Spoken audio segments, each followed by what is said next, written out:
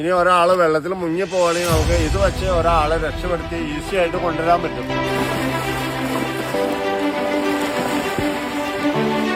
എന്റെ പേര് സജീവ് വളശ്ശേരില്.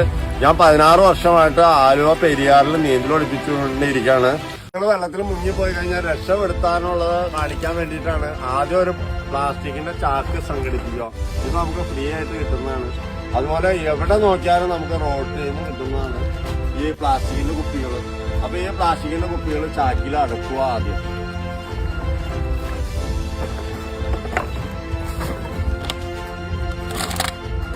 ആളുകൾ ഇറങ്ങാൻ സാധ്യതയുള്ള എല്ലാ ജലാശയങ്ങളുടെ അടുത്ത് ഇതുപോലെ കെട്ടിവെച്ചേക്കണം. എപ്പോഴും കെട്ടിവെക്കണം.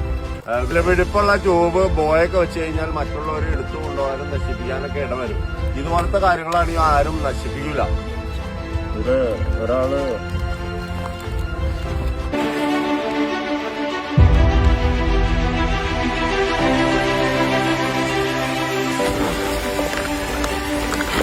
മുങ്ങി പോണ ആളുകളെ രക്ഷിച്ചു കൊണ്ടുവരാൻ പറ്റും. ആലുവ മണപ്പുറം ദേശം കടവിലേക്ക് വരുക നീന്തൽ അറിയാൻ പാടില്ലെങ്കിൽ നവംബർ 1 തുടങ്ങി മെയ് 31 വരെയാണ് ഇവിടെ ക്ലാസ്.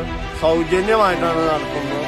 സ്ത്രീകൾക്ക് 50% സീറ്റ് മാറ്റിയിട്ടിരിക്കുകയാണ്. അപ്പൊ എല്ലാവരും നീന്തലിന് വന്നു.